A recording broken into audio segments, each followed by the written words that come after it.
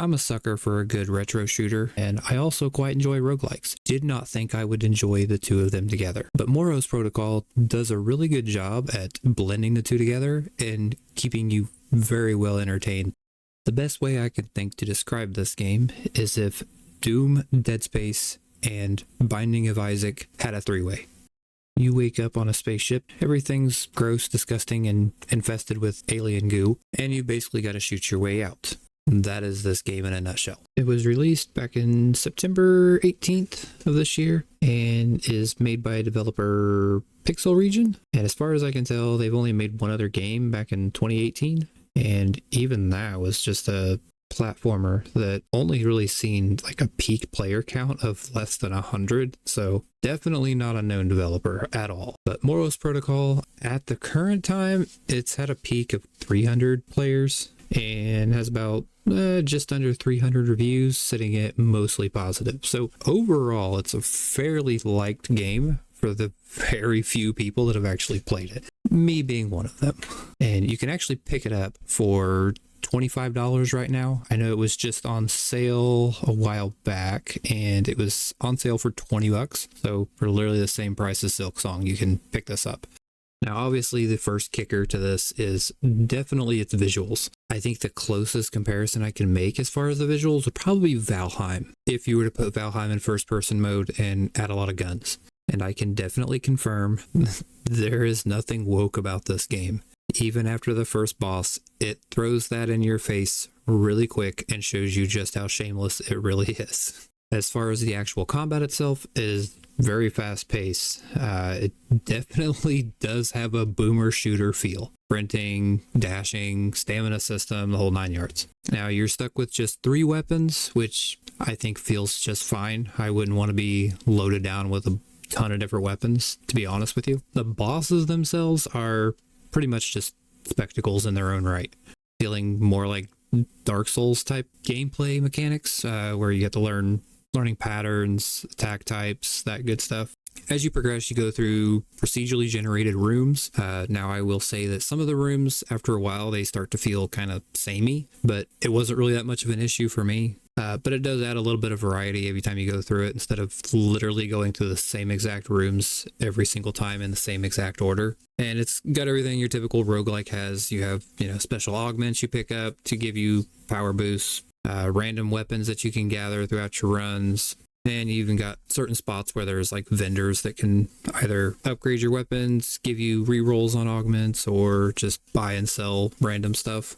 And of course, after you fail your run, you're sent back to a menu where you can spend points to upgrade certain passives and whatnot. Pretty standard for a roguelike, I'd have to say. With as much fun as I've had with this in the 30-40 hours that I've spent playing it so far, I do have a couple of pet peeves with it. Not perfect by any means. It is an indie game after all, so it's going to have, a little bit of jank, but I think it gives it its own little charm.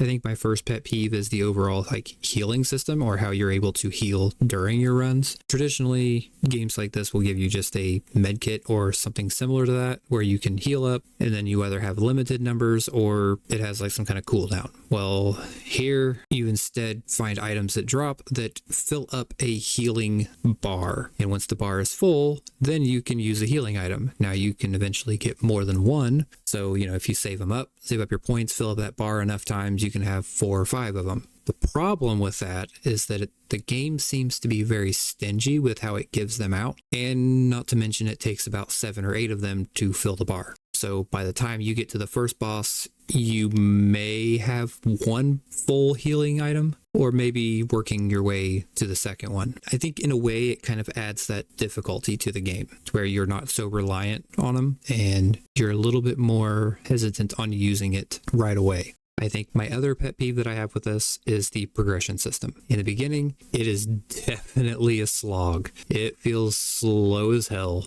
out the gate, and it takes a while for it to get off the ground. But once it does, it feels so much better. Now, that's not to say that I think that it's good as is. I think, like most other roguelikes, usually there's a secondary form of progression, whether it's extra passives or just straight up permanent buffs that kind of like culminate into some kind of build theory crafting or whatever. But I think it could definitely use a secondary progression system to give it a little bit more oomph and to feel like your runs actually have a little bit more meaning.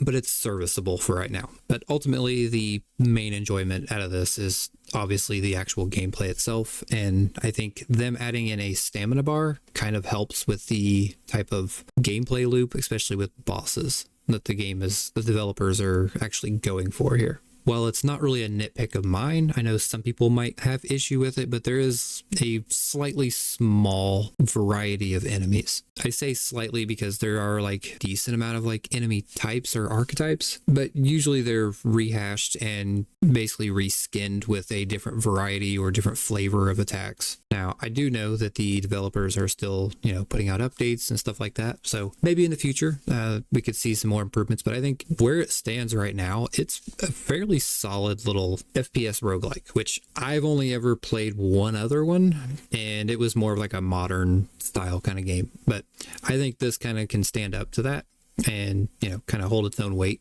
mainly due to its charm with its art style and, the more fast-paced kind of gunplay. And not to mention, if you're not a fan of going it solo, there is a co-op mode, so you can always play with a buddy. So I think that's kind of a good addition. But if you're expecting like another Hades or Binding of Isaac kind of roguelike, it's not quite there. I think it has potential, and I think it definitely could use a little bit of tweaking with a few things or some, extra additions. But it definitely has the capability, and it definitely has that potential deep down. But what do you guys think? Have you guys tried it? Have you ever heard of this? Is it something you guys might think you might try out? You let me know down in the comments. And if you liked the video, don't forget to hit that like button and subscribe. If you want to see more of me kind of go over these kind of indie games like this, try to find some more diamonds in the rough, definitely let me know. And if you want to support the channel, don't forget you can always donate to my Ko-Fi page. The link is down in the description, where you can donate for as little as just $1. So that's all I got for now.